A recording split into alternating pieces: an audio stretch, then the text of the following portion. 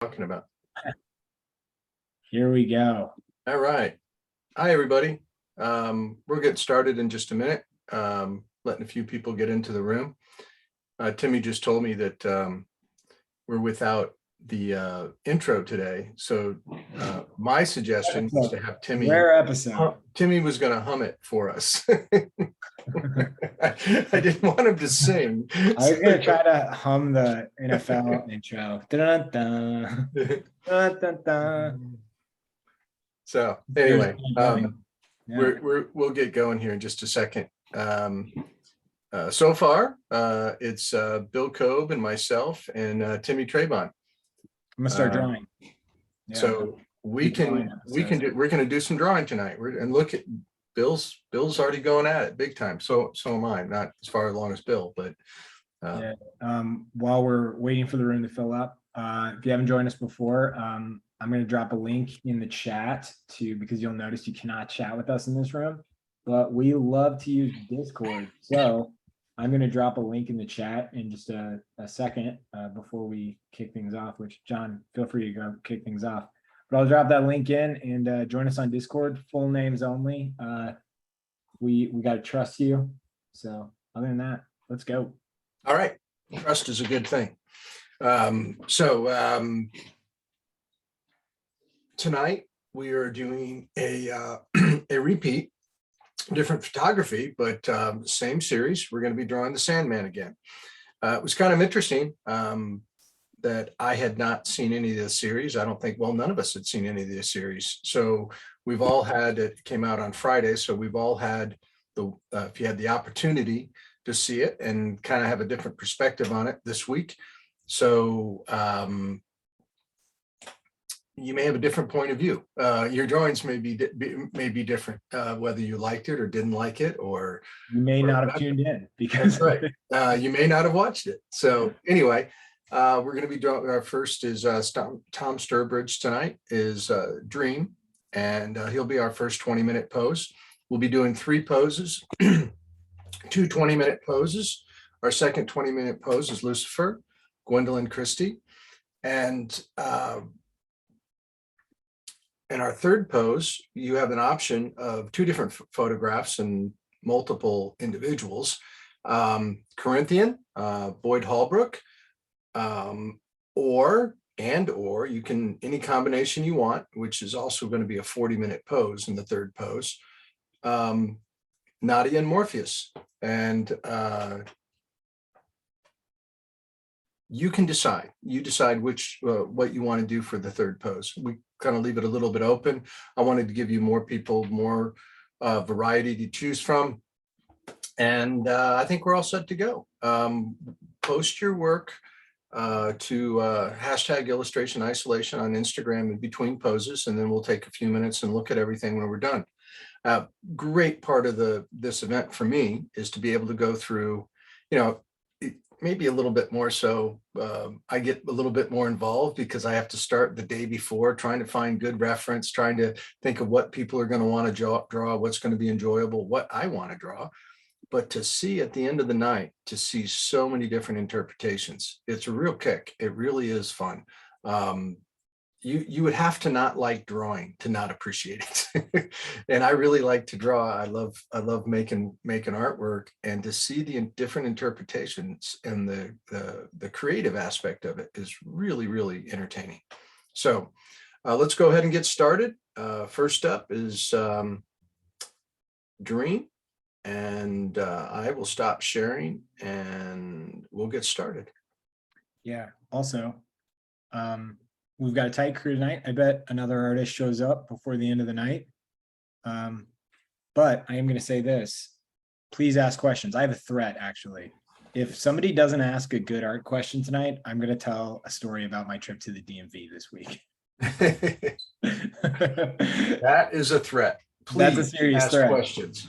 That's a serious threat. So come up with a good question.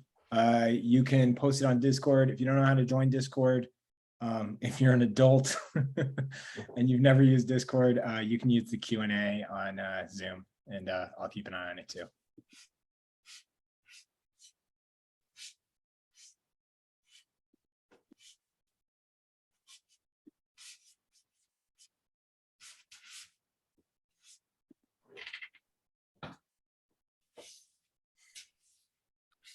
Was it hard picking out photos another round? Because I know last week there were like no photos available. Did you have trouble picking these out this week? No, this was actually a photo that I had saved from last week. It was another option. The next one is new, or one I picked out last night. It wasn't that difficult. There were good options. There's a lot of good lighting. A lot of it was very soft. You know, the lighting, a lot of areas were very parts of the show series are very dark. But all in all, pretty simple.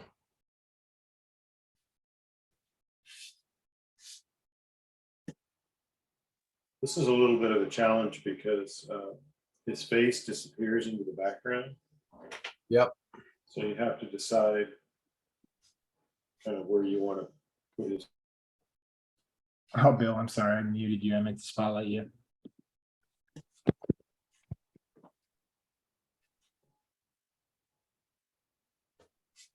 Sorry about that.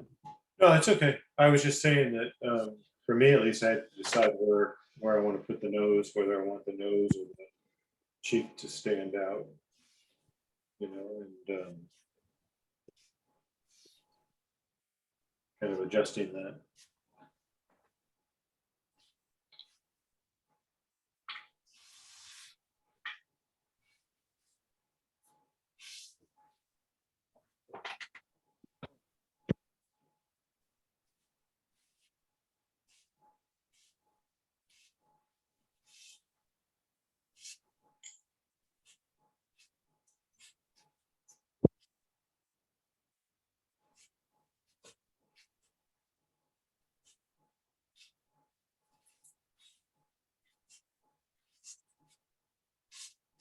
John, have you seen the episode where Dream goes to hell? Yes, I have. I thought that was a good episode. That's when I really started getting into it. I'm gonna go ahead and say this. It is such a fresh show. People are gonna be upset if we do any spoilers. Okay. So, this shouldn't spoil anything for people who Well- watch the series. yeah, but I am gonna say we already have a question from Lorraine. Are you using a red pastel? What's Yeah. going on there? Yeah, it's, I don't know what color, it's some kind of red. It's a new pastel on gray paper. And, I'm feeling like I like aspects of it, but it might not be dark enough for what I want. Going through the exact same thing, Bill. I'm using kind of I don't know if it's a burnt sienna, or excuse me, a burnt umber, but it's a warm dark, and I wanted a little bit of warmth in its face, and so I thought I would start there, then push the black and the jacket and the hair and stuff, and Yeah, we'll see if it works. yeah, that's what I'm trying to say. I have one piece of charcoal. And it's all my various scraps of broken, well, maybe I have two pieces of charcoal. And I'm going to try to sort of go over part of it, but I don't know how dark it's going to make it. Classic question. What kind of paper are we using tonight? Go ahead, Bill. This is Strathmore neutral gray paper. It's like, I think it's Strathmore 400 maybe, I'm not sure. It's the pad with the green cover, and it's about 18 by 24.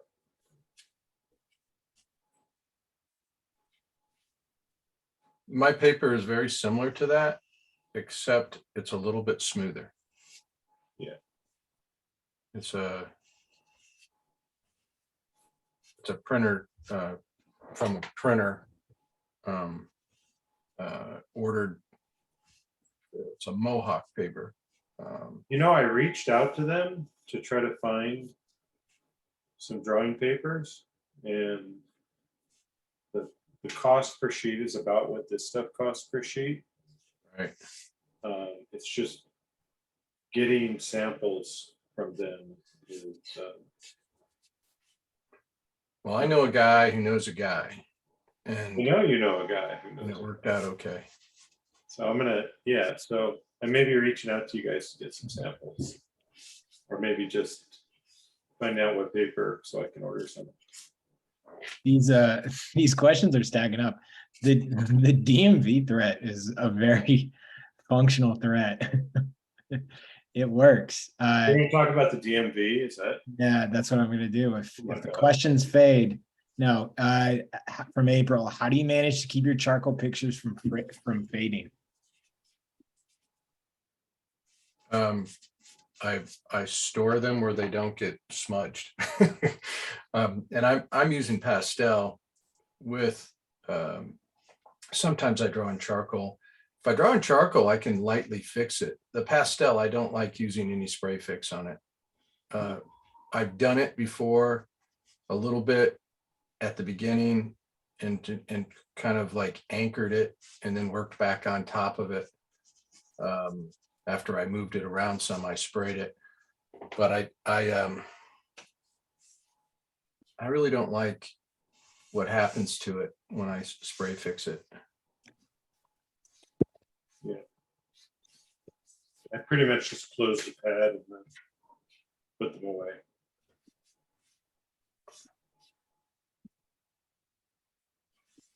I try not to touch them. Yeah.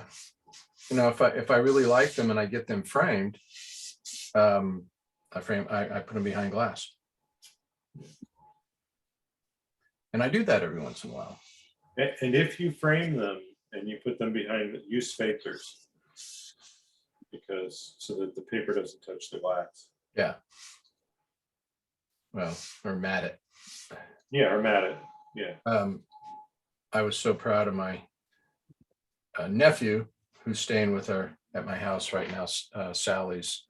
One of Sally's sons, Clay, and he has a job in Kansas City. He's just started with the Kansas City Royals, and he's not a baseball player. He's working in the administration side, and he got out of his car, showed up here to stay here with me for a month before he gets his apartment, and gets out of the car with a framed, one of my pieces of artwork that I gave him that's framed.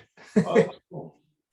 It was the only physical possession besides his clothes and his guitar that he brought into my house. Ah, I thought that was pretty funny. that's awesome.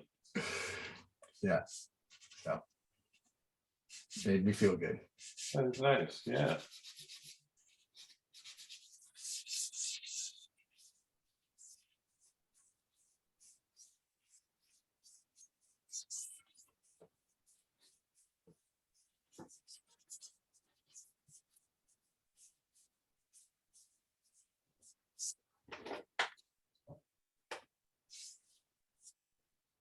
My son is in New York right now.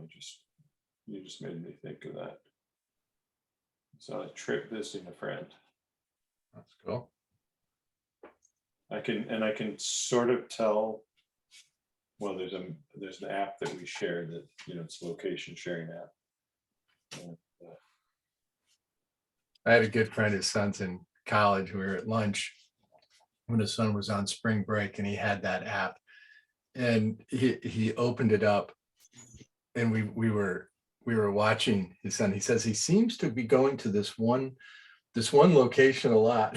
It's like you could tell the bars he was going to, and then this one apartment that he was going to a lot. It was like, okay, that's funny. That's hilarious. Just think of all the anguish I've saved my parents from not having that app. Yeah, I was gonna say, I don't know the the benefit that would give anxiety.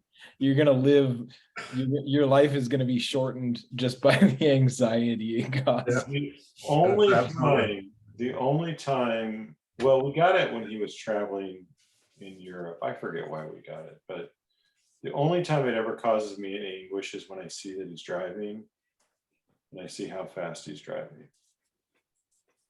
And Yikes. I don't like Kids that. aren't gonna be able to get away with anything. No, Like the speeding is gonna be impossible. Yeah, kidding. I would have benefited from that. We all, we changed insurance. My wife and my son and I are all on the same insurance plan, auto insurance. And they gave us this app that we had to, we could lower it by 25% if we, for 30 days, use this app while we're driving. And so I'm listening to my wife like lecture my son about, okay, and this was like her opportunity to be mom and be safe and all of that. Well, we totally got screwed by this app because our insurance actually went up, and it was all from my wife's phone, from her driving habits. Oh no. Yeah. I mean, she stops and starts really fast. She never, like, I don't think she knows that there's a blinker on the car. I mean, it's always been that way with her, but I just thought it was almost worth it that it all ended up in her lap. She doesn't watch these podcasts. I mean, these Yeah, John, do you think that you're the best driver in your family? Oh, I'm an awful driver. Oh, Yeah, it's cool that you admit it. I was gonna say I'm the only person I know who admits I hate driving, and I just don't drive. I just don't like driving. My wife drives. I love to drive, but at times, like, I like going places to drive, like on trips and stuff. Yeah. But I find myself just like, you're ever in your car and you're driving and you're wondering, you have to think and remember where you're going. It's like stuff like that happens to me all the time. It's like, I know, where the hell was I going? Not like I'm obviously not paying attention is what I'm saying. Well, I've never had a wreck per se. I've been in an accident where somebody ran into me, but I've never been in an accident. Oh my God, I've been in so many accidents. I've never I've lost track of how many things I've hit and how many things have hit me. But Bill, you were saying about does she watch these episodes? Yeah. Like a week ago, Gianna was like, I don't like it when you talk about me on your little show. It's not really fair. And I was like, well, Gianna, why don't you go start an art school and start hosting a weekly show and you could talk about me. Well, there you go. I was like, if you start a competing show, I'll be fine with it. Yeah. So yeah. Yeah. I don't. Yeah, I mean, I was just wondering, I mean, it's not like everything's unfavorable, but just, No. Yeah. I'm not that bold. I'm not, How much time did you all, because I know especially new people want to know, you had a little bit of a head start on these first images, but how much time you think? 10 minutes, 15? 10 minutes. I probably worked on this for 10 minutes before Yeah. we started. I was doing other stuff though. I mean, I left and came back and. Yeah, I would say maybe 10 minutes. Yeah. But I like the way you pushed all that back, John. I'm not sure what to do with this right now. I gotta say, I've gotten a lot bolder when it comes to obliterating drawings from doing this. What do you mean obliterate? Well, like, okay, I've got all this right here, and then just wiping things out and pushing them back, stating something down and then getting rid of it and discovering something better from that process, and just trying things that I wouldn't normally try. And that's all from, it's from watching John, it's from watching Cassandra, and everybody else who's involved. Oh, I just found the color that I wanted to use in the first place. So yeah, there we go. It's a darker. Montej has a good question. I'm sure we've tackled this question before, like some variation. but I do like it. Any tips on how to stay interested on commission work that's not the most fun to work on? So like, not your passion project. Maybe bills. You gotta pay your bills. Yeah, that motivate, the money's a motivation, absolutely. But also just personal pride in I want it to be good. Yeah. No, I don't want to produce something that I'm not happy with. And so So I would imagine that there's a lot to be said about it, much easier said than done, but over time, positioning the trajectory of your career where you have more opportunities to work on things you love. yeah. Is that too idyllic? No, I think that's a really good goal to have. And it's probably something, I'll be honest, like I say that, but most successful photographers I know still do like, once a year they do like this is just a made up one, but it's like a perfect example of like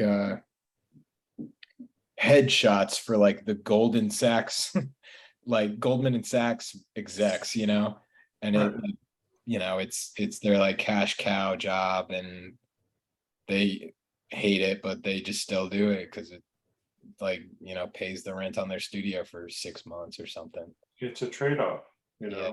and Yeah, your favorite movie directors do commercials that you never hear about, right, they just do them in Japan. Yeah.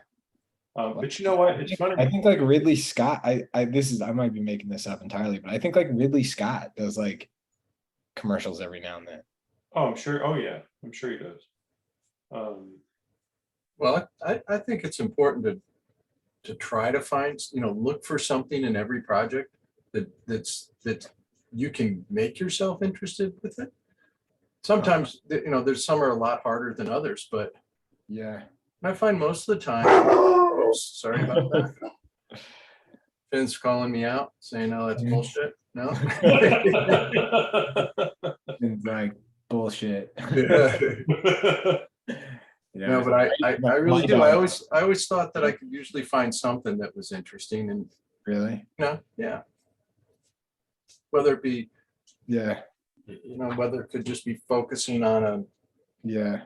one character in it or Yeah. how you paint, how you handle the hands or, something that you can really dig into. Yeah, like imagining you're painting the mascot for like the local plumber. I did a project with the Michelangelo's the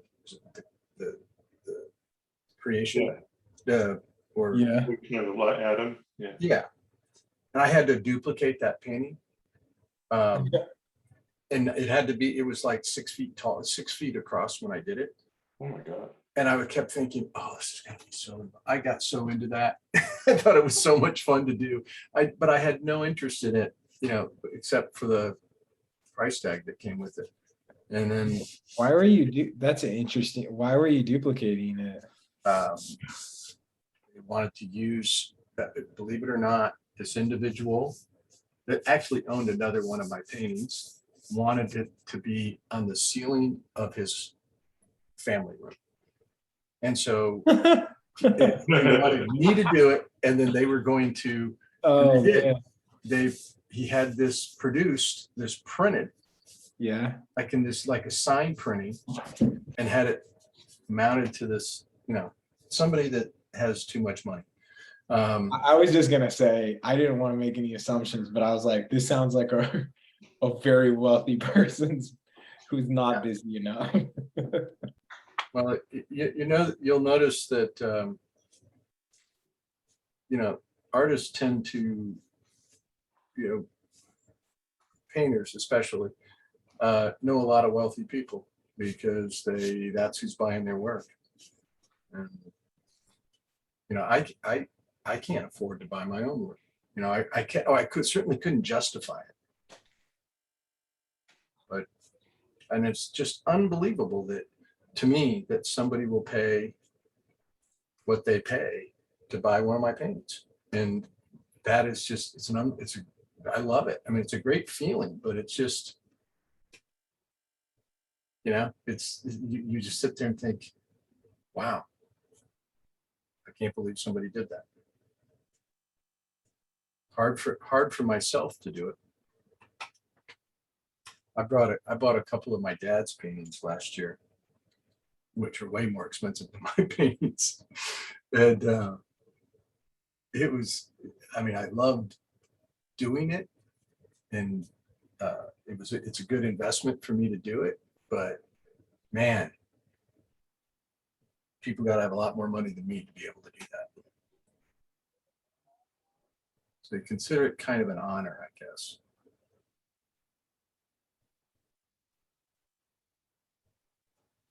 One thing I'm pretty positive about is nobody's going to be buying this thing. There's another aspect of it to me too, which is gratitude, because somebody buying a piece of artwork means that I get to make artwork rather than do something else, and so there's an aspect to that I really like. I think artists are, really, everything is time. You got to have, you're looking for time to make more work, and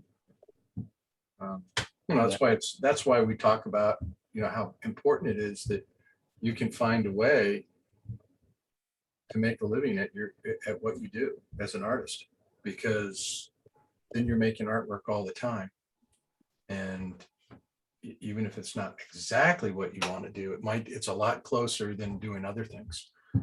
Yeah. So, I just want to let everybody know that, we're probably coming up on our second pose in a couple minutes, but I just want to let everybody know, if you join the Discord server, I do grade roles. So go to the chat channel, Illustration Isolation, and ask questions there, talk with other students.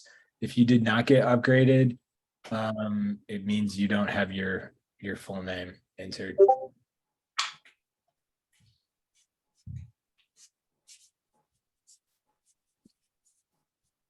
man, I really got in the weeds on this thing.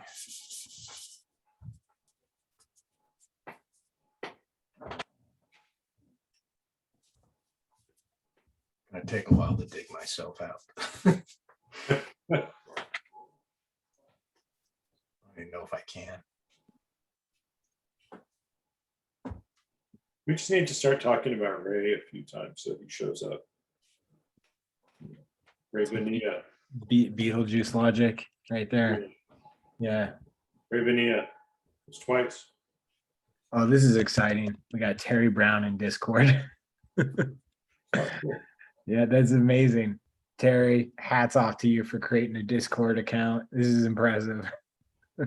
Yeah. This isn't going to mean anything to anybody else, but Timmy and I did have that discussion, and I'll be calling you about it. I think we can do it. Yeah. Someone just asked if we accept students from overseas.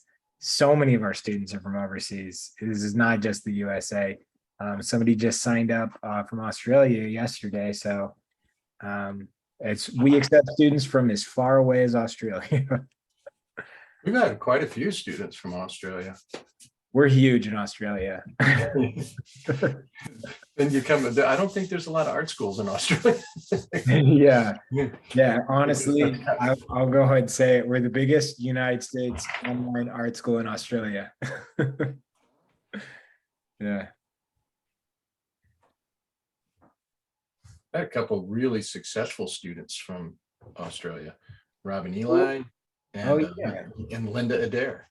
Linda Adair. Yep. Very Remember, successful. Linda was in Kansas City for the Illustration Academy when it was down in the West Bottoms. Yep. But she took she went through our online program. Right. Really good painter. I sent, oh, I want to say, I sent an email to Jenny Sue Kostecki Shaw the other day, just thanking her for her talk. And she sent me a nice reply. And He's a nice person. she's really nice. And, she also said if I had any questions to, I could send her some free talk questions. There you go. So I sent her a few questions that I hope will be helpful to everybody. But yeah, I thought that was really cool. Just she's somebody who went through the Illustration Academy, and Should we move on to our second pose? 6:30. Yeah, I need to get away from this thing. yeah, All right. So everybody, please post your work to Instagram. We're going to check it out at the end of the night. # illustration isolation and at Visual Arts Passage. You just got to put it in the caption on Instagram. The only way we can look at it is through hashtags, so it doesn't work in stories and stuff. If you do tag us in your story, Alice, who does our social, she'll definitely share it. I recommend it. Also, obviously, you should tag the show. I think it's like Sandman show or Sandman Netflix or whatever. Tag it. tag the show, tag the actors. Yeah.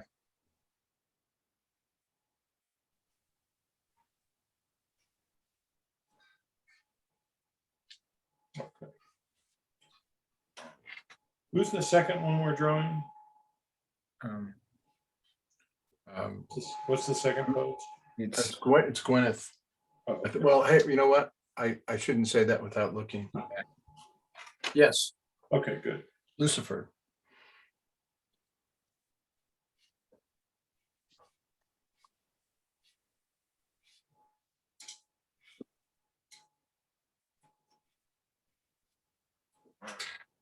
Okay, make this work.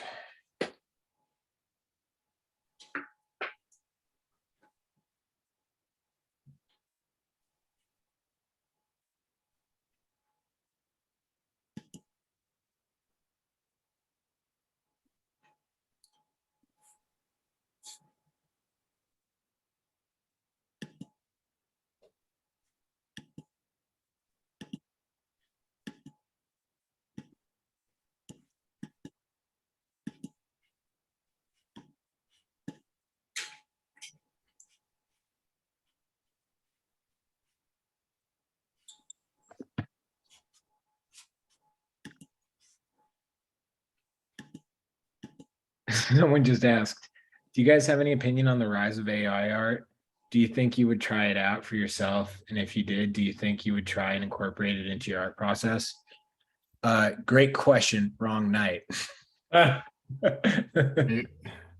looking at two like really, well, Bill much more so than me, as Yeah. more of a digital, non-traditional. I mean, mostly. When I think of Bill, I think of him being all traditional.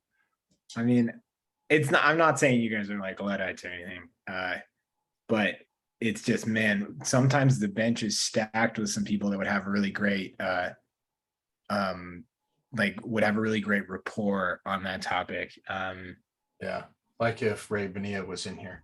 It was in here, or I've seen like Audrey Van Jamieson's been messing around with it. Yeah, I mean, I don't know. I played with it a little bit. Yeah, Um, I'm gonna say too soon. Too soon to say you should be intimidated or you should be not intimidated by it. Too soon. well, here's the thing. Somebody posted. I forget where I saw it, but somebody posted some sequential art pages Yeah. made with an AI, and storytelling was great. The work was fine.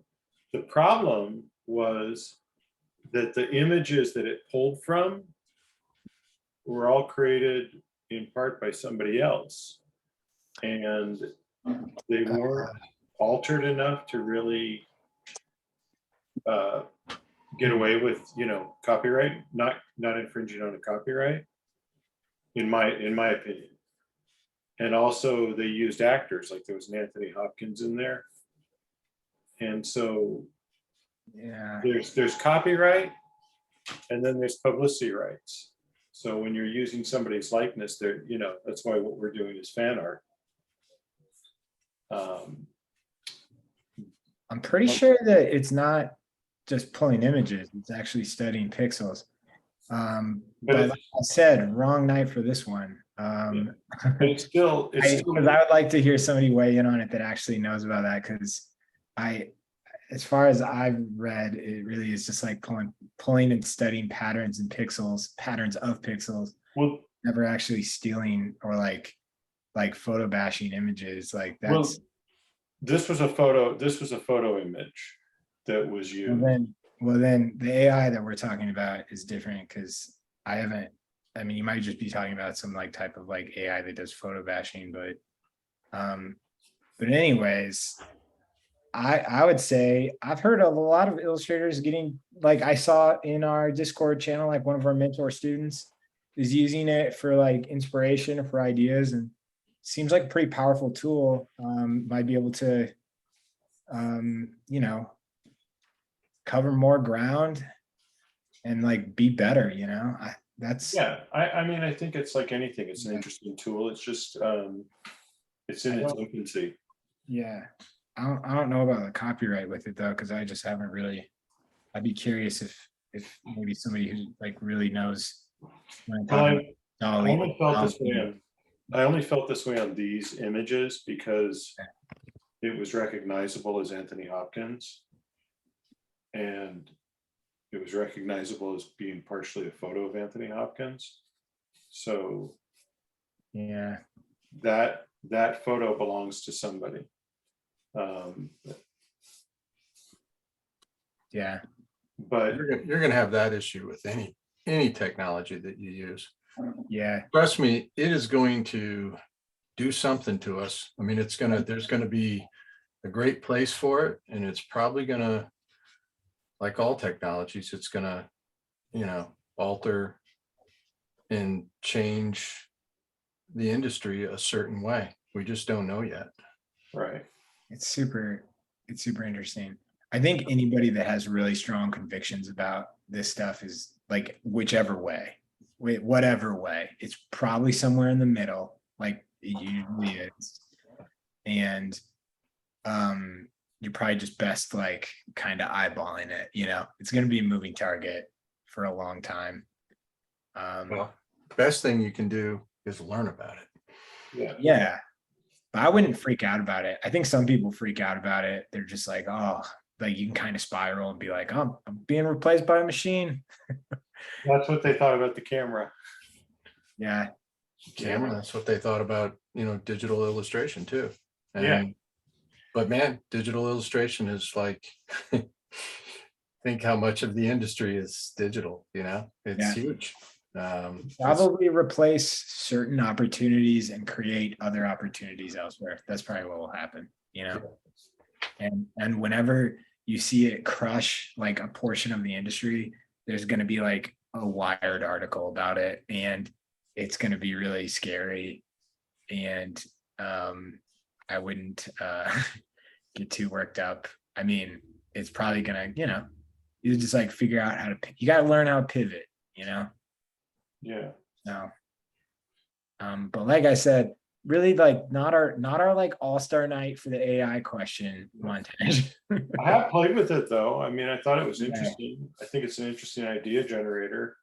I think it's awesome idea generator. What's that? I love it. I mean, I'm seeing like people like Weird Al Yankovic, like dancing with a koala. And it's just amazing. It creates that image, right, but that's Weird Al Yankovic, right? So that's don't yuck my yum. I'm just talking about it's amazing technology. get over it. You know, it's like Carrie Fisher, I was thinking about like, you know, that the fact that like, you know, they're getting so incredible at inserting digitized versions of like dead people in movies. Yes. And you're just like, I don't know. I mean, it there's probably already like really hardwired answers to this as to like how the estates are. I mean, I know like, you know, like Carrie Fisher, like her estate is probably like has an attorney that's dealing with like ILM, you know, like representing the, Oh, yeah, absolutely. no, I mean, I have no question that there's obviously a compensation happening. I am aware of that, but it does become like a thing where you're like, so is it just following? I guess it's just like, you know, going to be a thing that we just start to see more and more. I don't know. Yeah, I still haven't seen anything incredible, that's like incredible done with it yet. I've With seen, AI, yeah, everything I've seen looks like it was done by an AI. I bet. Oh, oof. That doesn't, I bet you have, Bill, and I bet you didn't notice because I've been like that. I mean, oh, that's the thing about it, is like you just won't know. You know, I mean, yeah, I think it's amazing. It's incredible that we're just like typing sentences in and these results are occurring. It's crazy. right, but Tim, you try to look at from my point of view, I see it like this. I've been working digitally for 30 years now, Yeah. both traditionally and digitally for 30 years. And I've gotten pretty good at being able to tell how things are done Yeah. and the evidence of a human hand versus the evidence of a digital thing. Yeah. It's really, Huh. I'm not confused very easily by things, whether they're done traditionally or digitally. Huh. Now that's not an absolute, but everything I've seen by an AI, and I'm not against it, I think it's an interesting thing. Oh man, Bill, I totally am on your, like, I get it, but you're setting me up for, there's going to be a Turing test episode Of course there is. Look, I'm not saying and I'm, it's no. We're going to do it. We're going to do a Turing test episode. It's, we have to do it now. We have to do it. And we're going to do is it AI or is it real? And that's the only way that's the only way we can settle the AI art. Which I think would be fun. I think everybody would enjoy that. No, I think that would be great. I mean, So we're gonna do a Turing test episode. hey, look, computers are amazing. You know, the fact that, what was the computer that beat Jeopardy? That's a very diplomatic statement. Computers are amazing. I just think it's impossible for me not to realize, like, when I was a kid, when I was 8 years old, the highest form of entertainment, digital entertainment, was a brick-sized Game Boy that required like 9 batteries. Right. And I just have the perspective of, you know, of looking at that to going to, I have a thing that can operate without being plugged in for like 9 hours, and I can type a sentence into it and it gives me back like an oil painting. You know, I think that's amazing. Yeah, no, and I'm not trying to take away from that. I'm just saying that it still doesn't look like an oil painting to me. Right. It looks like a digital version of an oil painting, if that makes any sense. Yeah, but I mean, yeah. And I'm Fine. again, you know, you've looked at more stuff than I have. I don't know. Hey, Bill, they're not making it for you. Oh, I know. It's like, Oh, yeah. can you convince the masses? Oh, Is absolutely. it good enough? And that's what, that was the biggest change for, especially something like graphic design. Yeah. That, okay, because of InDesign, That was the one that was the big game changer. Yeah, Because of InDesign, somebody that wasn't really a graphic designer could do graphic design. And most people didn't know the difference. right. And that's, yeah. Yeah. And I know that really upset a lot of graphic designers. Yeah, Yeah. well, that's the thing. We're not, you're not going to be trying to sell this to David Hockney. You're going to be Right. trying to sell it, as, on a screen to, people that are watching a Marvel movie. Oh, absolutely. Yeah. Yeah. Anyway, but all, It is really- stay tuned because it's all coming. Yeah, and it's just going to keep getting better and better, where the uncanny valley is going to be completely gone. Yeah. You know, Somebody says, I bet a lot of artists will be able to tell what is AI. Well, we'll see. You got to tune in for that episode. I mean, I'm totally fine with that. I am come to terms with that reality. yeah. Yeah. I will say this too, though, and somebody kind of touched on it. I have seen people post AI like screenshots and being like, this is garbage. Look what I did, and it cannot perform. And like they're trashing on it. And you're just like, I'm like looking at the keywords they use, and I'm like, you just don't know how to do that very well. Like you don't know how to talk to a machine very well, if that makes sense. Yeah. And then I've seen other people, like Audrey did a series of stuff that was like awesome. Alana did some stuff, one of our students. Yeah. Like Cyborg Rat, and I was like, oh, this is sick. Like I loved it.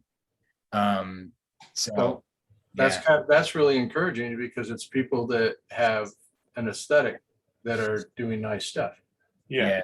that understand composition and design, and maybe they recognize when something good happens. I mean, So, yeah. InDesign did not eliminate the need for graphic designers. Oh, I know that. And that. But it gave everybody, well, you think the graphic design business is the same as it used to be? Do you think the No. photography business is the same that it used to be? No, Because everybody and their brother can shoot photography. And there's a lot of people that, shouldn't be doing graphic design, but that are doing it. Yes.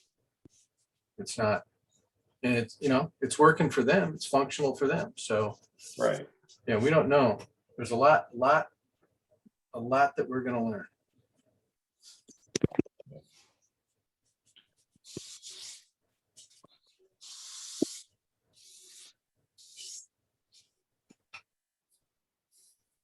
someone asked, what am I drawing with tonight? I'm not drawing. Timmy, you should draw with the AI. I'm just drawing conclusions. Yeah. Timmy.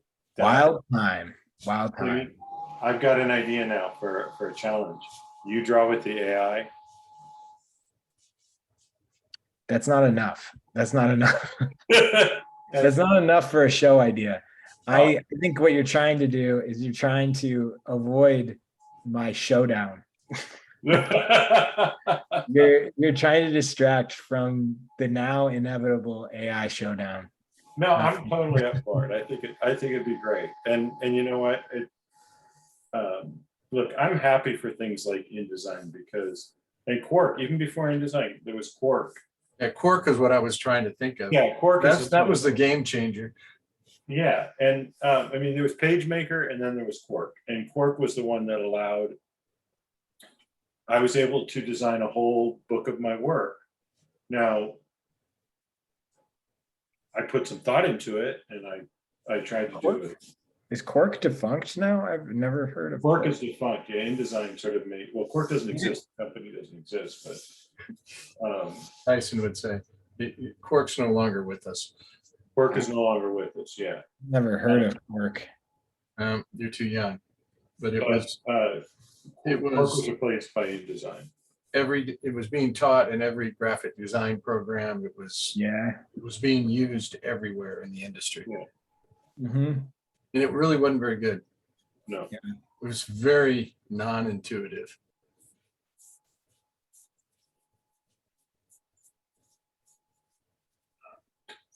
Work was really good if you had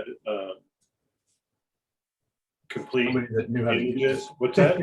Somebody that knew how to use it. That's what. Yeah, somebody who knew how to, you know, if you had somebody who knew how to use it. I mean, like when I got out of college, you know, and I started working, I started editing, and I got, you know, it was as soon as like Adobe Premiere was being taken seriously as an, like started basically Final Cut became Final Cut 10 and was a joke. Final Cut 10 was terrible for commercial use. And so Adobe Premiere started to take its place is like 2011 to or like 2012 ish. And like Final Cut 7 was starting to get faded out. And then everybody got Adobe, and you could get it with like a subscription at that point, or we're just starting to. And I mean, I know I started stealing editing jobs from people who used to bill, you know, they had like edit suites that like you would go to for like editing a commercial. And I remember stealing, like, I just remember just like full blown being like, I just opened up an edit shop like for like nothing, you know? Yeah. And I didn't single-handedly do it. There were many people like me that did that and just like gutted the bottom half of that industry. Like, well, even Timmy, even before that, I mean, I remember using Adobe Premiere in like the late 90s and early 2000s. Yeah, but it wasn't like a contender for commercial editing. That's what I was like.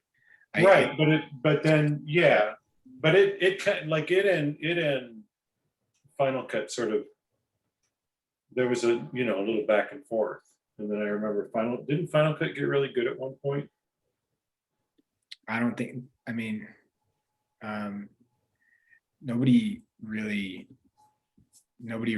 I mean, no, like you were using, oh my God, because Final Cut was, I can't even remember the software that everybody used before Final Cut that was like if you were editing like a school state, Avid, right? Avid Systems.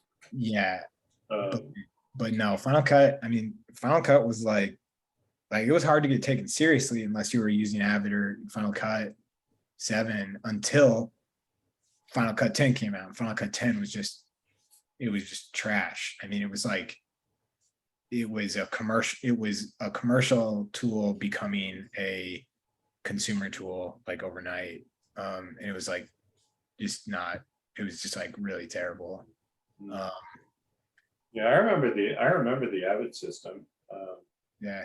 Because I knew a few people that did video editing, and I met people that had like the full office setup where they had like it was like an installation. Yeah, it's like $100,000 installation. Yeah. I mean, for small filmmakers, you know, being able to do things with it on your home computer, that was a huge thing. Yeah, but I guess what I'm getting at is kind of what John, you were talking about, like, you know, it's not for you, right? Like, does it solve the problem? And the problem when I was 21, 22 was we just need this video edited for our company. Oh, absolutely. And this is our budget. And these editors, like you're talking to people that like don't understand editing and maybe don't have the best taste even, right? And they're looking at like a studio that's like, it's going to cost 10 grand. And then they're like, I don't know, this 22-year-old says he could do it for 2 grand. And I don't know, he's confident. Right. And people love cheaper. I'm not saying that that's better, and I'm not saying that that's good, but Cheaper, faster. Yeah. man. That's business, man. And then what happened was is sometimes, occasionally, if you get lucky, it's rare, but you get cheaper, faster, and better. It's super rare, but it usually only happens, I think, when there's like a shift in technology like that. Whereas like you got a bunch of like young, hungry editors. Now, I don't think that the 22-year-olds or people like myself, when we got into that, like I wasn't as professional as like editors at a studio, Yeah. you can get that, so there were concessions made. Right. Like, I'd like accidentally send them like the old link to the latest edit or something, stuff Right. that doesn't happen in a studio. I But mean, anyways, yeah, I don't know. I before mean, you talk too long about editing, but well, a long time ago, before Macs got fast enough to do any of the things they could do, even 30 years ago, there were Silicon graphics workstations, and they were hugely expensive and they were cost prohibitive for most people. The ability to use Photoshop, even like Photoshop 1 or 2 on a home computer, that opened up a lot of doors for people. A lot of good stuff, a lot of bad stuff. It definitely made illustrators' jobs easier. It allowed people to do digital stuff. This stuff's only going to get better. I mean, God, you should see what graphics look like on a computer back in 1987. yeah. So this is, I would say, this is something that I was thinking about. It's more of like a philosophical question about AI, and then we can put a pin in it until Ray comes. But I think that the concern and the intimidation that a lot of people experience is this is a machine, or it's a situation where you as an individual, like if it continues on the trajectory that it's currently on, that one day it will be so fast and so good, it will be very difficult for humans to compete at that level. And so then it's like, why create art, right? That's like, why create art? Or like, not just why create art, but what is I shared this thing in our server earlier this week, and it's I might be pronouncing it wrong, but it was called Ikagai, and it's like a purpose for being. Yeah, I saw it. I thought that was great. It's a Japanese term. Yeah. And it's like a combination of like finding purpose and it being like, does it contribute to the world? Do you love it is one of them. Can you make money doing it? And are you good at it? And it's like kind of a combination of all these things. And I think I don't know that one thing has to encompass all four of those things, but I think about AI and like it threatens that, because you're like scared, like, is the world not going to need my skill? And is the world not going to pay money for my skill? Because then it throws that whole diagram like off kilter, right? Right. And that's like a lot of the fear that I think it can induce in people. But I think like it's, as far as like competing with being as good, I think that there is a part of you that has to acknowledge that there is a world of people, the world has globalized to where there, are billions of people, and many of them are much better at drawing than you are probably. Yeah. Like on the global roster, to be in the top 1,000 on a global roster would be like unbelievable, of anything. And so I think like that alone, like you kind of have to acknowledge that like that like, sure, okay, so like computers are going to join the 10 billion people that are better than me. No, I mean, and I'm not saying like you should decimate your character, like your value, but I do think it's an acknowledgement of like being part of a bigger thing. Yeah. And like, just because Picasso existed and Picasso was this amazing creator isn't a good enough reason for you to not pursue art, right? Because maybe you can acknowledge like, well, I mean, I don't know, if somebody told you their goal was to be better than Picasso ever was, like, what would your reaction be? Like, I'd probably laugh at them. yeah, it's a bit egomaniacal probably, right? Or I don't know, I'm treading out of my Here's the thing with art, that yeah. you can't be the best. There's a really high level Yeah. of artists that are amazing and incredible, that are way better than I will ever be. And I'm okay with that. But Yeah, I don't know. at a certain level, it becomes I do believe in taste, I do believe in quality, Yeah. but I also think that at a certain level, there's also opinion too. Yeah.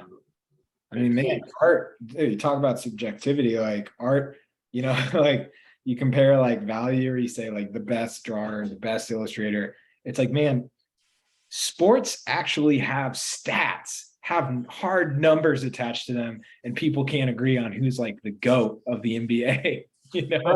Right. And so Like, yeah. So that's tough. I mean, look, I was talking about this earlier today. I saw a Brian Stauffer piece today or yesterday that was amazing. And the same subject matter dealt with by Ed Kinsella. They were both brilliant solutions. They were very different solutions, and they hit me in a different way. But it wasn't a matter of like one wasn't, one wasn't better than the other. They were just different. Yeah. But I guess that's what I was like, like John, like if you found out like a computer, and I don't know, maybe this is a dumb question, but like if you found out like a computer could outperform you at drawing in like 15 years or 10 years or 5 years, I don't know. Like, are you gonna be like, no, I'm not drawing anymore? Well, I draw. I mean, drawing for me is mostly an exercise. It's a means to an end on the rest of the picture making. Yeah. And I think there is something about personal work.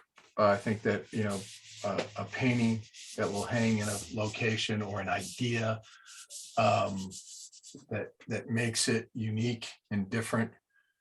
And maybe, I think there'll be a place for artists that they can lean on those strengths and focus on that. But a lot of drawing, again, it's like the argument would start real quickly. Someone would say, well, my God, this guy's the best drawer ever. And then you could all of a sudden you throw Egon Schiele into the situation, or Ralph Steadman, or somebody that's very unique with their drawing, and it becomes a completely different discussion, because it's has an aesthetic that's very different. It's not about being a great technician or a great draftsman. And how I always look at, I learned a lot from looking at fetching drawings, and it's like I look at fetching drawings and just look at their perfection. It's like they're perfect for what they are. They don't need to be any better. They don't need, how can you better that? And that's kind of how I look at it. I look at I wouldn't give up. I don't think. Hell, I joke all the time. It's like I'm not even the best artist in my own family. I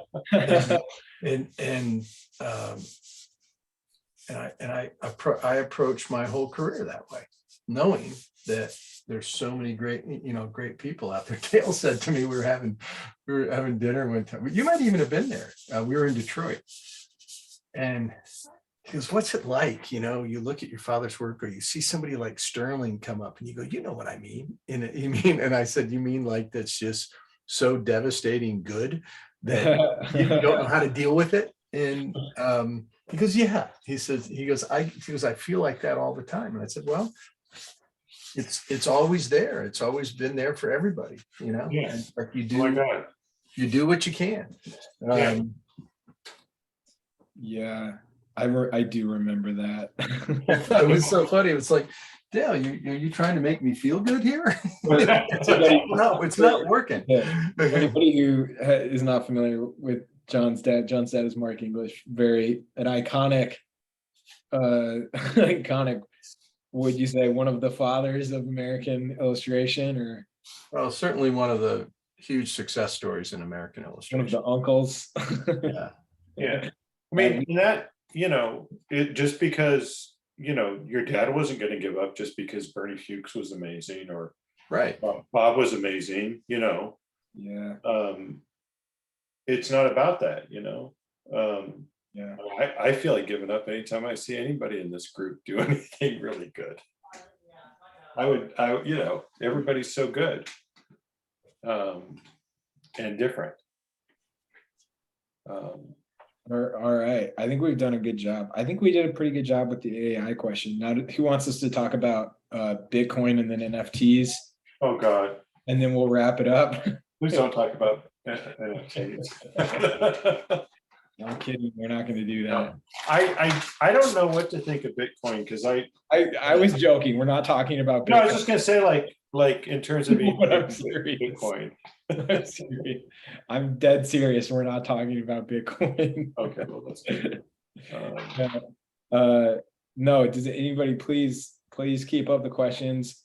I will still, the threat still stands. I will talk about my trip to the DMV. While you're thinking of questions to ask, I think it's time to move on to our next third and final pose. Yeah. So please post your work to Instagram using hashtag illustration isolation and at visual arts passage in the caption. Please post it now. Don't wait till the end. We're not doing any refreshes, but I want to see the work tonight. So please post it. I gotta say, Boyd Holbrook, the guy in the next thing I'm gonna draw, is the most charming and creepiest character of this show. Certainly the most interesting to watch, I think. For me. Well, that's what I look for in a character. Yeah. I mean, that actor's done, I think, a great job.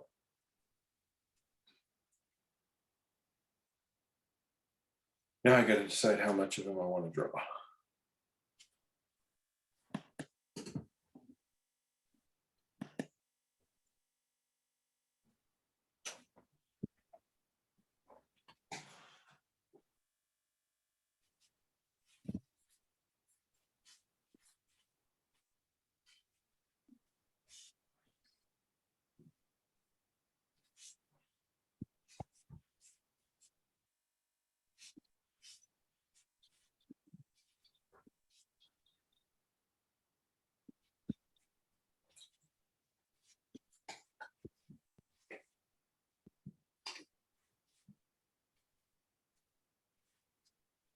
I did go to we did a lot of critiquing of artwork this morning. And I was going to tell you guys, I went to an open mic last week. And watching an open mic reminded me of group critiques if they were just like just horribly cruel. Oh. Yeah, I was thinking about it. It was rough. Tim, I have a question for you. What's You that? go to something like an open mic. Yeah. I know you love stand-up comics, and I know you love comedy. Do you have you gotten the urge yet to get up there yourself? Oh, I think about it all the time, but I also acknowledge that it's like when I see a great comic and like when I've seen like really talented comics do stand up, I don't think like my natural inclination is not like, oh wow, that was incredible. I bet I could do that. like Yeah. I've got a lot of respect, I think, for like the skill that goes into it. But Yeah. I was watching it. I was just like, oh man, this reminds me of Illustration Academy critiques if they were just like super mean. Because like, you know, like when you show like a painting or like artwork, like it's not like it doesn't have to like if you stare at the person looking at the art, they'd have to be a really expressive person for you to tell if they didn't like it or not. You know what I'm saying? Right. Like, I don't know. Have you ever like looked at somebody looking at a drawing and been like, they didn't even say anything, and you're like, I can tell they didn't like that. Oh, Like if you had to show a drawing and it had to like an elicit like a laugh, that Yeah. would be really like, because then you know you failed. oh yeah. You They got don't an laugh. instant indicator. Yeah. Yeah. I heard a really good discussion on between Steve Harvey and um, and I have drawn too much today. I really struggled. So I am so Jerry Seinfeld in Comedians in Cars. Okay. Yeah. And the episode was amazing. Both of them obviously very funny, but they were really talking about their point of view of if you could learn comedy. And Jerry Seinfeld said the funniest thing about, he said, I taught a class. I was asked and encouraged to teach. It was kind of like a master class Yeah. to teach people how to be funny, to teach people how to the basics of what a comedian is going to do. And he Yeah. opened the class by saying, if you are taking this class, you've already proven to me that you're not funny.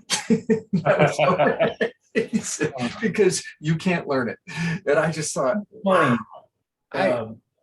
That's funny. I mean, man, he's like one of the goats, so it's like hard to disagree. Well, Harvey But I want to has the same disagree. opinion.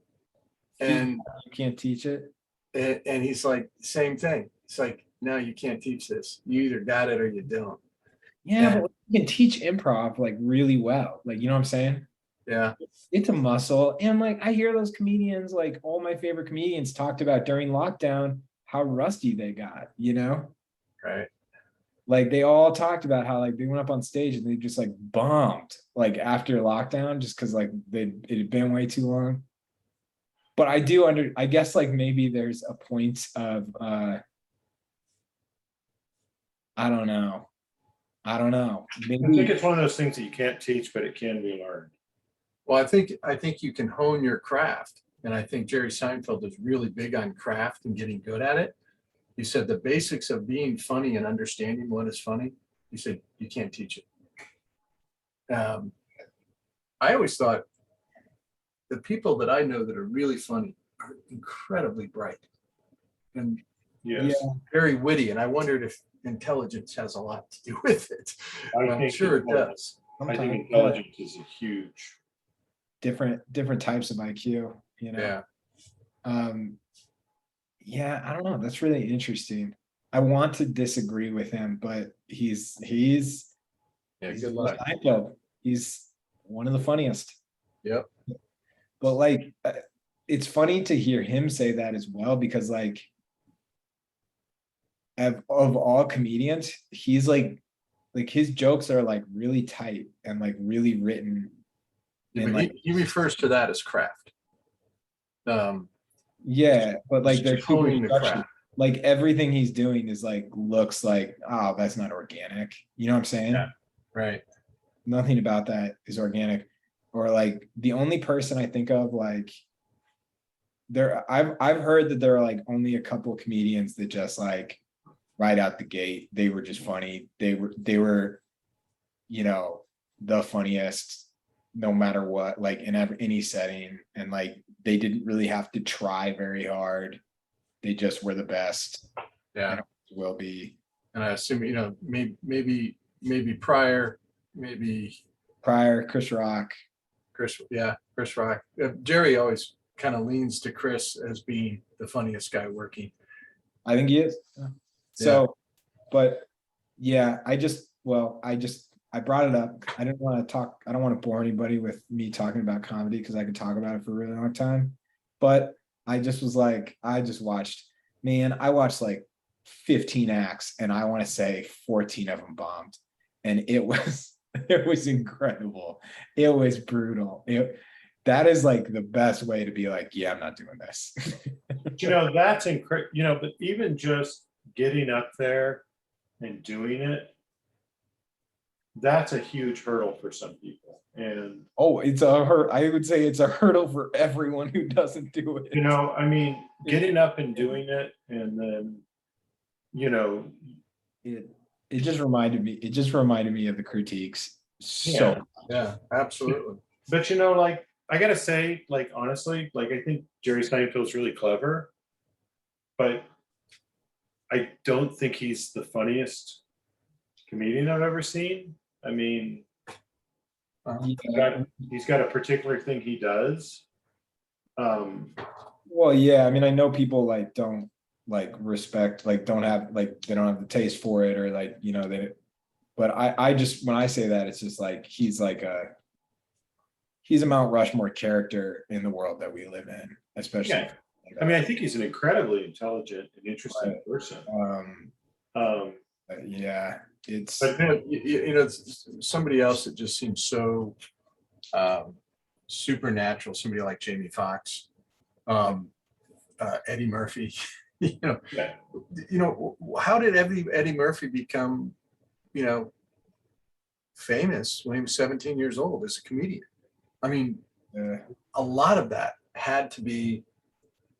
I mean, obviously he's very bright, but a lot of it came from somewhere that he figured something out at a really young age. I mean, he was a superstar when he was in high school. Yeah, he understood something, and there was something, I think people are wired a certain way, People Well, are wired. he was another one that said that also. He says, no, you can't teach this. It's just you either got it or you don't. I think to be the best, you can't teach it. Right.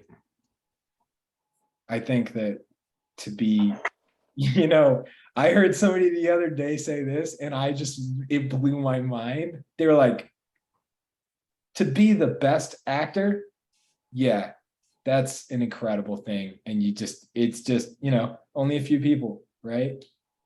But come on, kids act. It's not that hard. But they brought up actors in there and talking about it, and they said that good comedians can act, but I've never seen an actor that is a good comic. Huh. They said it doesn't work the other way around, and it's because you can't learn it. I just loved it. I never thought about that. They're like, come on, acting's not that hard. I mean, kids do it. And then, but then they're like, then there are always the greats. You got the Meryl Streep, Daniel Day-Lewis, whatever. But I did love that. I was like, yeah, that's actually a really good point. And then like every once in a while, there's like an athlete that you're just like, wow, LeBron James wasn't that bad. And you're like, it shouldn't be that easy. Right. Like if LeBron James, all the art forms, if LeBron James was like had to like all of a sudden now, illustrate a cover for Time magazine, you guys wouldn't be like, wow, he really mastered that craft quickly. Right. I don't know. Well, LeBron could do it. Well, can Johnny Depp do it? Yeah. Timmy, do you know Ali Wong? Yeah, of course. Ali Wong, I think, is one of the funniest people alive.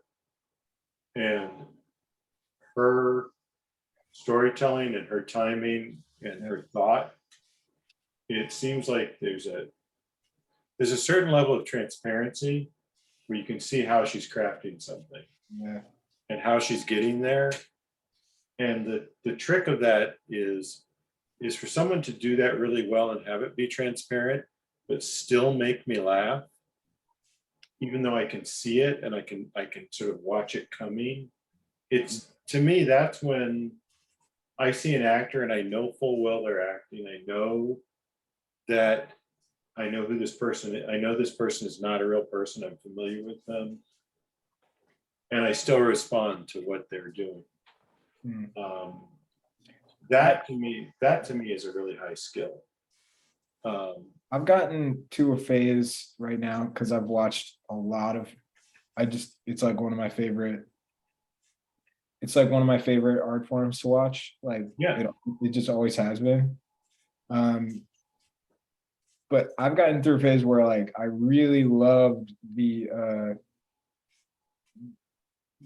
transition that comedy had. I want to say that it started to really move in the direction of like, it's not that it's a new concept, but it became extremely popular. I want to say like around 2016-ish, where comics would like start a comedy special, be jokes, and then it would become very personal. Yeah. And like anecdotal comedy. Yeah.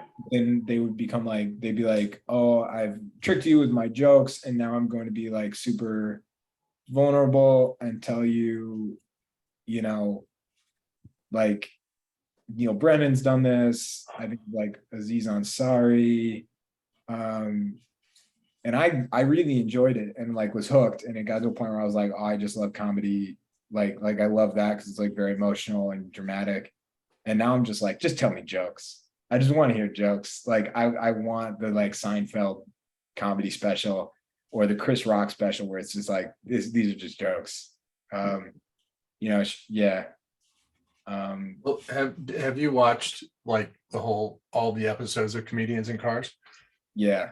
Because I think what he was trying to do is just disarm them and put them in a situation where you just see them in conversation. And in conversation, they're incredibly funny. And some are more so than others. Well, I know that a lot of them, they all can't of leave bits. When they hear it or like when they see a bit, they can't leave it. They have to go after it, Yeah, well, the person that surprised me the most about how just raw funny he was. Can I guess? Yeah. Alec Baldwin. Absolutely. Yeah. Who's that? Alec Baldwin. Oh yeah. Those are my favorite two episodes of that, just because he is just witty. Yeah. I had no idea he was that funny. Oh man. Well, I don't know. I grew up with like 30 Rock. So like, oh yeah. I mean, I've watched. I remember my favorite bit on 30 Rock is he has a mistress and a woman he's seen, and they're both are on one is coming up in the elevator and one is leaving in the elevator, and the doors open at the same time, and he goes, "Aloha." That is so great. Yeah. Alec Baldwin. His whole bit, he's like, your life must just be a boulevard of green lights, Jerry. Yeah. Yeah. He just and he brings his acting into his storytelling too, which is so funny. I mean, somebody said Comedians in Cars Getting Coffee is a heavily edited show. They film like 5 hours to get those 20 minutes. Yeah, but like you just have to do that. Still funny. Yeah, it's still funny. I'm sorry, but if you like we've filmed like hundreds of hours of illustration in isolation, and I don't know how much of it is that funny. No, I'm just saying like it is. The one that raised in here. But to Seinfeld's credit, because I kind of think, I mean, Seinfeld kind of has like a boomer like attitude. Like sometimes he can be a little annoying, and if you don't know what I'm talking about, that's fine. If you disagree, that's fine. But he is annoying to some people and says things that are just like, he says what I think some people would call like eye roll or like cringy things. Yep. And he's not a dummy. He knows when he says it, and he's been called out on it. And the fact that he won't edit it either. he keeps it in the show is so crazy to me. Yeah. Like not like in a bad way. Like it kind of gave me some respect for him where I was like, wow, you're like kind of being honest about who you are. Like you're not trying to just make this look like you're perfect. Right. You, like look super flawed in this episode. And it's obvious you're flawed. And you were like, it's okay. I'm human. Yeah. I respect that, Yeah. So. Well, what's what really makes that show, which I love the fact my wife loves the show, is I'm also a total car geek too. So it's like, yeah, I love the premise of the whole thing. Have you guys ever crossed paths with people who've designed cars? Like, I know one person that's designed a car. Kobe Whitmore designed a car. what car was it? It- Like the Ford Taurus. no, it was not. It wasn't produced. I mean, they Oh, made two of them, and they were race cars. That's cool. Yeah. I don't know any car designers. No. Yeah. The DeLorean. I read the DeLorean story recently, and John DeLorean. oh my God. Yeah, what a train wreck that guy was. Yeah, but what a great story it was. Yeah. Yeah. John DeLorean. Well, He was kind of a, got stuff I don't done. know. I know the like the whatever, the cliff notes of the John DeLorean story. But he was kind of like the 1980s Elon Musk, right? Was that, or is that Yeah, wrong? not near as successful, but Obviously, yeah, obviously he wasn't like a near trillionaire, but he was an innovator for sure. yeah. Somebody said Scott Robertson. Do you know that name? Yeah, I know who Scott Robertson is. Didn't know he designed cars. He said best car, mechanical painter, and illustrator. Cool. Cool. Cool. Oh, he does hot rods. That's cool.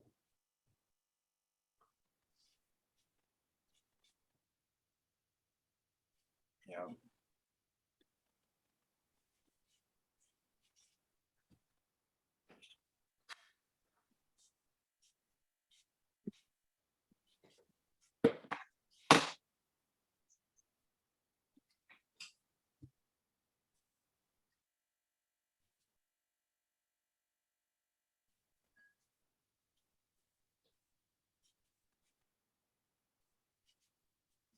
You know, the difference between, for me, like 30 Rock and comedians in cars is that, you know, 30 Rock is written by somebody else. And comedians in cars is Alec Baldwin basically, Ad-libbing. well, being as much of himself as he's going to show us, Yeah. you know, and maybe it takes 5 hours to get 20 minutes of honesty or usable honesty. And I'm okay. I'm aware that whoever made that point, that's a very good point, that it is, you know, it's not, it's produced for sure. Yeah. And Yeah. but the fact that it's still funny, the fact that it's funny, I mean, that's the bottom line. It's like, I don't know. I'm an editor, and I can tell you right now, the hardest thing about editing those shows is probably that there's 5 hours of those people talking, and 4.5 of it is freaking hilarious. yeah, I just know that there's just no way that they're scraping the barrel to make those episodes funny. Oh, I'm sure not. Yeah. Yeah. Yeah. It's But those people are machines. I mean, it's, you know, yeah. I I do know what you're saying. Like, it's the funniest 20 minutes of like a long day, but yeah. Yeah. I don't know. but, you know, but I like that it's like, here's the person Yeah. just kind of stripped bare a little bit, talking Yeah. and talking to someone that they trust and respect enough to be on the show and talk to them. And they're still funny and they're still incredibly smart. Oh, my favorite episode is with Neil Brennan, because he's just like totally honest with Jerry Seinfeld and was like, yeah, Seinfeld was not my thing.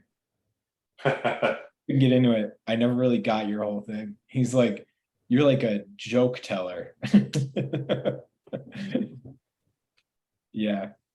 So I don't know. But yeah, to answer your question, No, I don't think I'm gonna do stand up. Oh, It takes, I appreciate it. It's you like should try it. people who love paintings, Bill. I mean, like if everybody that loved the painting was like, if if people looked at your painting and they were like, or like if I looked at your drawing, John, and I was like, John, I love what you've drawn today. It's really impressive. You've inspired me to draw too. Because I feel like I could do that. Well, it's going to be, Yeah. if you went the MMA route, it would be less painful. The what route? If you went the MMA route, it would be less painful than doing. Yeah, it would be faster. It would be easier. Yeah. Oh, I would much rather do a jujitsu competition than do stand up. Yeah. For sure. In a second.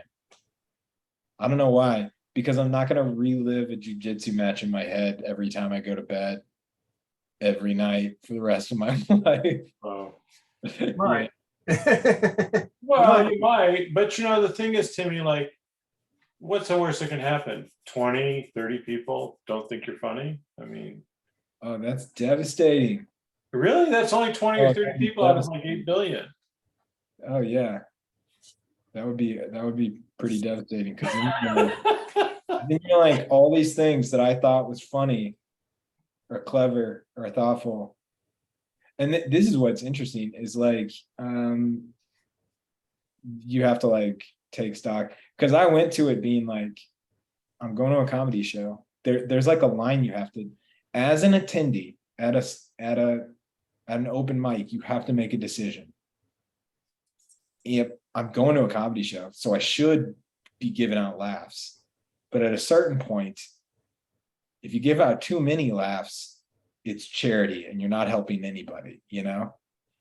Like you should be in a good mood, but like if you're just throwing out laughs and the content is like truly not funny, Yeah. or worse, upsetting, Yeah. then you're just like leading this person down a path where they're going to use that material another night and it's going to be awful because you're not there to like fill the room. Well, yeah. So I try to give out a laugh like pretty easily. Yeah. There were a couple times I was like, I can't laugh at that. That's right. I mean, I was like, that one needs a lot of work. Right. That's not only is that not a joke, that's like not a complete idea. Right. And I think that's where, that the thing is like, that's where I find all of this interesting because Yeah. Look, that's a human being with all the nerve endings that you have, that I have, it's all the fears, all the anxieties, all the pluses and minuses. And when it works, it's beautiful. When it doesn't work, it's miserable. Yeah. But it's somebody actually, there's the human element because you can tell the same jokes 2 nights in a row and it'll kill, and one night it'll fail. And some of that has to do with you, some of that has to do with the audience, Yeah. some of that has to do with God knows what. Do you guys feel like there's illustration that's like that? I don't know exactly like that. I mean, the only thing I can think of is similar is like entering your work into annuals. In one year, your work could get turned down. This has actually happened to me. It's happened to a lot of people I know. Yeah. And you entered again the next year and you don't just get in, you win an award with it. It's, it's your audience. It's who's making the decision. Yeah. And you don't know, there's so many, like the comedian world, there's so many moving parts. There's so many. Yeah. I think Dale Stefano said this to some students. I heard this secondhand. Somebody quoting Dale, they were like, you don't like, he was just like, don't get too worked up about these awards because like it can be so arbitrary. Like they're depending on the show, like they might be reviewing thousands of images, and like they might have seen your image like right after lunch, and they were like really tired and sluggish. And Yeah. he's like, fate can really disservice you on occasion. It's not like the end of the road just because of that, you know. I'll agree with that. Yeah. I've judged enough of those things that to know that, Yeah. might be having dinner in between. You some of the work you're looking at the end of the night, you're looking at in a well, it used to be this way. I mean, I know now they'll send it to you digitally, but you were looking at it on transparencies through a slide on slides, Yeah. and people were falling asleep. Yeah. I would say like probably, and it's probably the same thing with like comedy. It's like if you're bombing every show, then maybe you go back to the drawing board.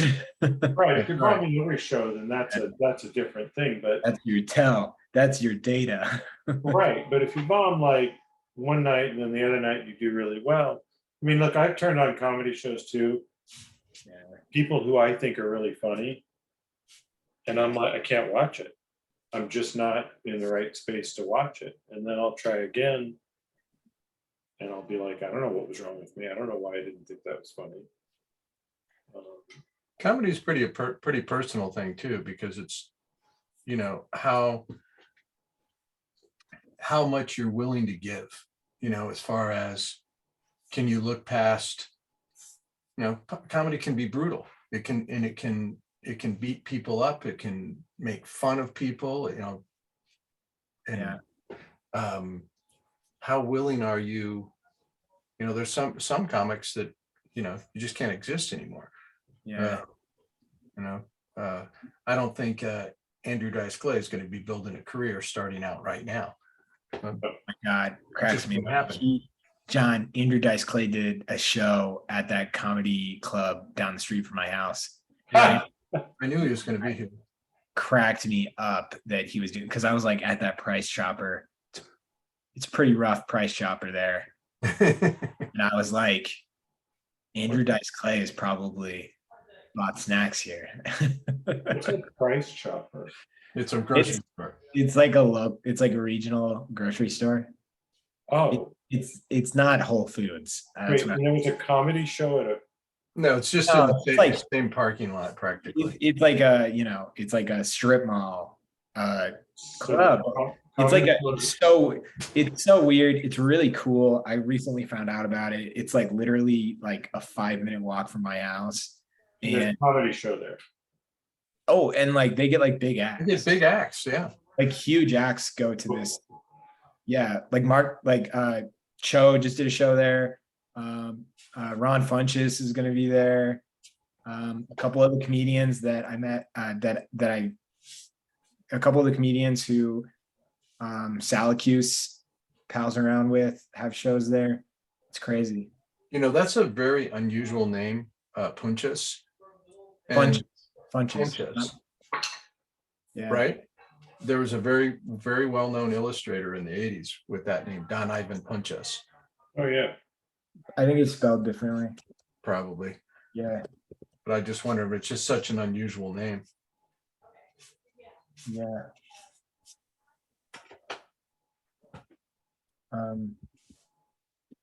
Yeah, anyways, I'm maxed out. I've maxed out probably everybody's patience with this topic, so I apologize. Well, I started talking about, comedian in cars, and Yeah. The drawing looks amazing. I'm struggling. This is the 5-minute warning on this last pose for our audience members. Does anybody have any like final questions for the evening that you want us to tackle? Please post them in Discord or use the Q&A. If not, I'm gonna just keep talking about. We're just gonna keep talking about stuff that comes up. Yeah. Talking about my. You can ask any question, but don't ask me the question, hey, John, have you ever drawn before? Or like maybe I can't handle it tonight. what materials you're using and what paper you're using. We've answered those questions many times. You know, it's interesting that character only appears on the screen for about 10 seconds. Sally, Sally says, I miss Cassandra. Maybe you could go one night without Cassandra. It's hard without Cassandra, man. Cassandra's the, you know. Cassandra's gone for one night and people have to complain. That's right. Yeah. But you know, be real honest, I miss her too, Sally. Yeah. We all do. She's the backbone. We get it. She's the backbone of the show. Right. We're nothing without Cassandra. She's the binder. Yeah. Yeah. Thanks. They're like lose Bill, but not. Yeah. Because I miss Cassandra. God. But Timmy, how many hours a week do we put in to make this show, to make this come out right, and get good guests and do all that fun stuff? And I mean, yeah. one night. One night. Do you guys have any idea how much ad revenue John and I get from this show? Yeah. It's how I bought my last boat. Your last boat, just your latest boat. My most recent boat. Oh my God, that's hilarious. Yeah. Yeah. Yeah. I did enjoy drawing. I wasn't sure that this was, you know, I don't look at my stuff and go, oh, that's great. But I do think this turned out better than I thought it was going to when I started. That's really nice, Bill. Hey, I appreciate that. It wasn't until I think I got the light in. I have to get to a point where, and nobody asked a question, but I have to get to a point where I pretty much know I'm going to ruin it.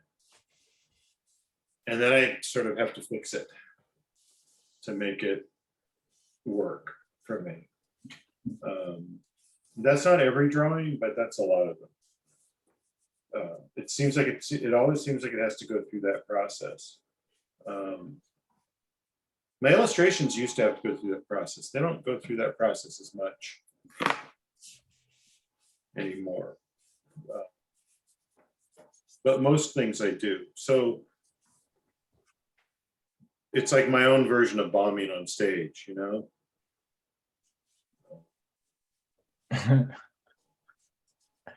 So what, Sally, are you just like spite listening now?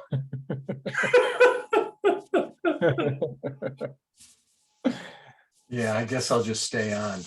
Yeah. I'm just gonna to heckle. Sally's enjoying this, watching me struggle tonight. She's thinking, man. Who gave Sally access? Yeah, I know. I miss Cassandra. Thanks a lot, Sally. That's like just It's not near as important as who's going to keep Sally's access. a couple degrees below heckling. That's like as close as you get to just a full blown. No, that's hurtful. Yeah, it is. I heard somebody talk about like best heckles that they've ever heard at a show. I was listening. It's kind of inside baseball talk about it, and they were like, a comedian came out and he was like the fourth comedian of the night, and he was trying to do crowd work, and he was like, hey man, so where are you from? And a guy in the second row stood up and he goes, he's from Mississippi, he's from Missouri, he's from Kansas, tell us a joke please. And it was just because like all the comedians before him had done crowd work. Yeah, so no, so all right, we got a minute left, so everybody start winding down. Pencils, get your last finishing touches in. And oh, thank you, Sally. She fixed it. She made things right. Don't worry, guys. But please get ready to start posting. It is time to post. So go to Instagram, #illustration isolation, @visual arts passage. Maybe list who your favorite person is on illustration isolation. who your favorite host or participant or whatever is. Yeah. Yeah. Somebody said, I love that Timmy referred to it as a show because it is a show. Yeah, I like this referred to as a Yeah. show. You know, I was just thinking about Because it going is. back, going back to the comedian actor thing. Yeah. You know, the show The Marvelous Mrs. Maisel. Now, I know somebody else writes her material, and somebody else, you know, that's an actress. That's a tough role because she actually has to be funny, Yeah. and she is. And I think that's kind of the best of both worlds. Like when an actor has to do something. Hmm. Have you watched that show at all? No, I have. I've seen it all. but since we are winding it down, I just yeah, any what was your guys' favorite poses for tonight? Of all of them, which ones did you like? Which one was easiest? Oh, I don't know. I think this was easier because I was more warmed up. Yeah. I think this will be my best drawing I do probably. I have to go back and work on all of them. I'm not in the right frame of mind right now. But you know, it's just shows you that if you just stay at it and keep doing it, even if you're not having any fun doing it. I'm not saying I'm not having fun. I'm just not having fun. Well, it still looks amazing.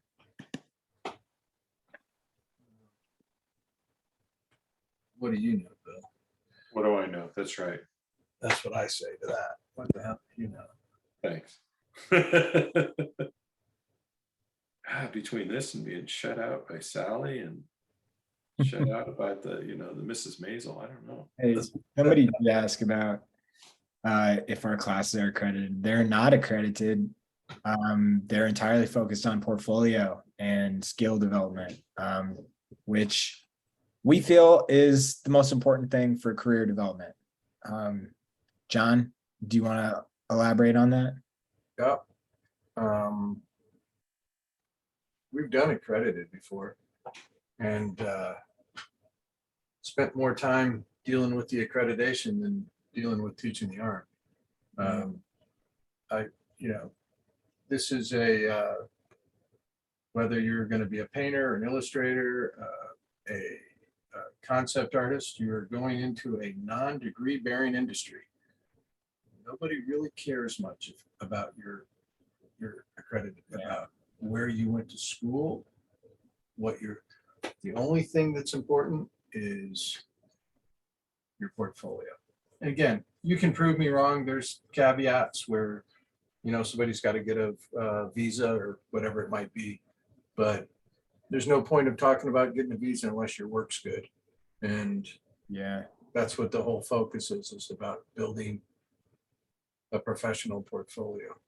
Yeah. And I should say, for anybody wondering, this is a show we do every Thursday. We're just goofing around. Like, this is not a class. This has nothing to do with our classes or teaching, except for it's just fun. And we get to answer some questions and goof around, It is one thing, and it is servicing what I think is the most important tool in almost every aspect of being a visual artist, is developing your drawing skills. And this is the ultimate push-up and sit-up. And it gives our students, it gives me, it gives a lot of other people a place to come and to draw and enjoy themselves. That's great. Well, I think, John, any minute you're probably going to move over to Instagram. That's my not subtle. Move over to Instagram. Yeah. Well, for the first time tonight, I'm actually getting into my drawing. So I'm sorry. it's okay. I'll be happy to stop because I'm not that into it. Well, I got a nice thing that somebody said from Xander. I know a lot of people would like to be able to draw on a good day, like John draws on a bad day. I think that's very nice. Appreciate you saying that, but That's for sure. Yeah. all right. I will say this about the program, just that I haven't seen a program that prepares people to actually work for a living as an artist to the degree in which this program does, with as few classes or at the cost that you guys do it at. So I appreciate you saying that, Bill. It is inexpensive. And for our listeners that we lost because Cassandra's not here tonight. She'll be back next week. She Coming probably, back. She's not like a fan of the show. And maybe some people were like, why aren't they talking about Cassandra not being here? Don't worry. She's coming back. this is We're not trying to protect the brand. Yeah. Yeah. No, she's coming back. We hope. I don't even say that, Bill. No, she's Yeah, coming back. Yeah. You don't even tempt it. Yeah. All right. Here we go.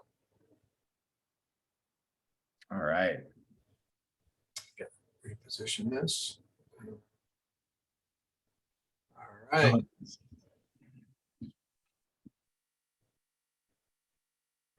Fine. Oh, nice. Very nice. Ooh. Wow. Chuck. Chuck. Whoa. Chuck, next time use some red. Put some red in it. Like it. Oh, very nice. Ooh, that's Anna. awesome. Ooh, boy, there's some family wow. competition going on there. Nice, Jeff. Both figures. Very good. Oh, wow. Did Look it? at that. Some panels.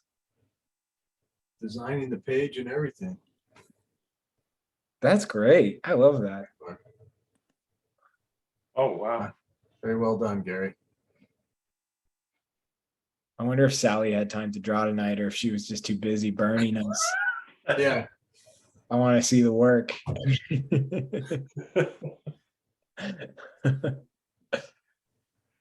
That's great.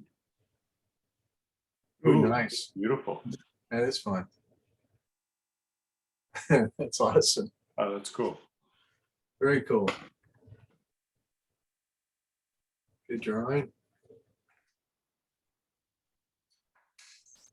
Oh, that's awesome. Oh, Gary. Oh, wow, Gary. Done. Nice design work there. Oh, Wow. that's cool. Oh, cool. I love that. Really nice. Me too. Oh, that's cool.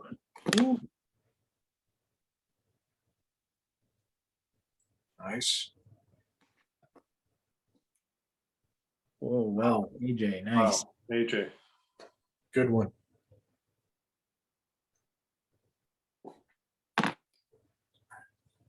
Oh, wow. Wow, Interesting. that's cool. Yeah. Oh, Look at that. that's beautiful. Felicity didn't say her favorite character, favorite host. She didn't mention it. I was hoping She knows better. she would weigh in. Oh, those are cool. Yeah. Ooh, that's Oh, neat. cool. Wow. That's fun. It's nice. Oh, very nice. Sweet. There's a lot of really good ones. It's cool. Ooh, Different directions. Oh, cool. yeah. Nice. Fun. Oh, wow. That is cool. That is nice. Oh, man. Very nice. Nice spread. Nice 2 pages. Yeah, Very well done. Ooh, that's a great drawing. that's really nice. Nice attitude. Cool. Wow. Thanks, Jeff. That's fun piece. That's Very great. good.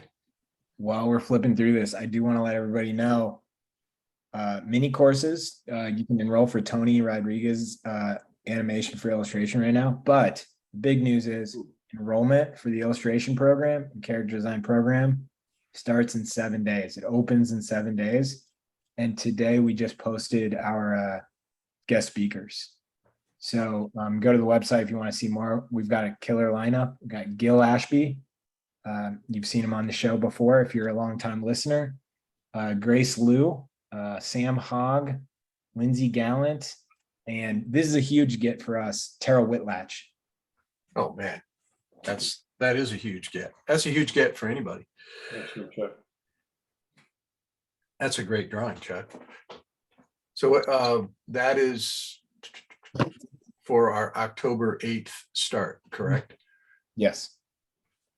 And the mini courses, the animation for illustration, which is making your still illustrations come to life, which is a very common usage now. And another tool in your tool belt, if you're a working illustrator, do that. I just dropped that in the chat. That class starts 2 weeks from now, right? Yep. Yeah, so next week's gonna be a busy deadline week. So yeah, I'll do a post on Instagram with the foundations class I teach. I do the assignments with the students. So I have all these demos that I do I do at least 3 demos in the 5 weeks. 4 demos in the 5 weeks. And I'll post some of those. It's really basic the basic picture making principles, the things that I think that need to be built upon, and the things that will get you there the quickest. And also prepare you for our mentorship program. This is great stuff. There's good stuff in here. I always feel bad talking over any of it. I know, yeah, me too. But we got to do it sometime. Sorry, we got to talk about it. Someone's got to pay for it. Oh, nice, Jenna. That's cool. Yeah. My computer froze up. Oh, yeah, really nice. Terrell. If anybody doesn't know Terrell's work, our favorite Star Wars character, Jar Jar Binks, was designed by Terrell Whitlatch. Pretty cool. Oh, cool. Right. Well, that's everyone's favorite. Oh, that's awesome. That's really cool. Wow. Nice one, AJ. Oh, that's really cool too.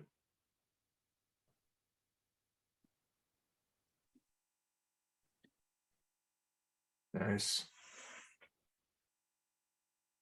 Well, that's nice too. Really moody. Wow. I knew who did that piece instantly. Way to go, Marcy. Yeah. Fun drawing.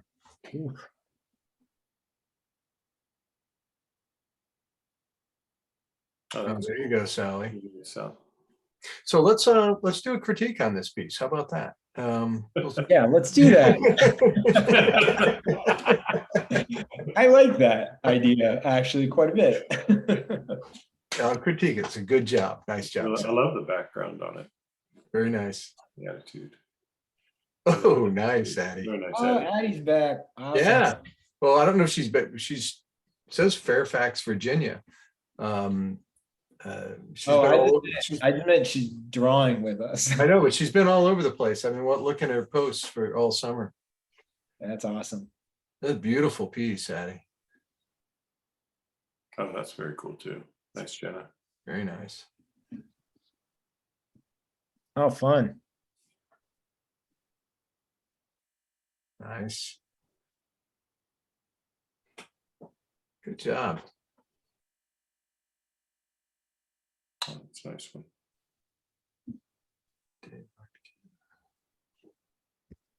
Very nice drawing. Yeah. Very expressive. I like the watercolor washes too. Yeah, it's fun. How many drawings did Jeff do? Jesus. A lot. That's great. Oh, that's cool. I love that. Yeah, it's a really beautiful one. Creepy. Nice. Oh, that is cool. Cole's painting tonight. Yeah, on cardboard. Well, Cassandra's not here. Somebody's got to do it. Who's gonna do it? That is a So- good one, Cole. That's awesome. That's really nice. Very nice. All right. All right, that's it. I think we've come to the end. Yeah, I was gonna say, stop clicking. Yeah. That's Everybody, great. thank you so much for tolerating us without Cassandra and joining us tonight. It's Yeah. fun. But maybe next time, ease up a bit. Maybe think a little bit before you type something too often. We're all kind of sensitive, Yeah. so not really. Enjoy drawing with you, everybody, tonight. Bill, thank you so much. Timmy, thank you. Everybody, have a great week. We'll see you next week. All right.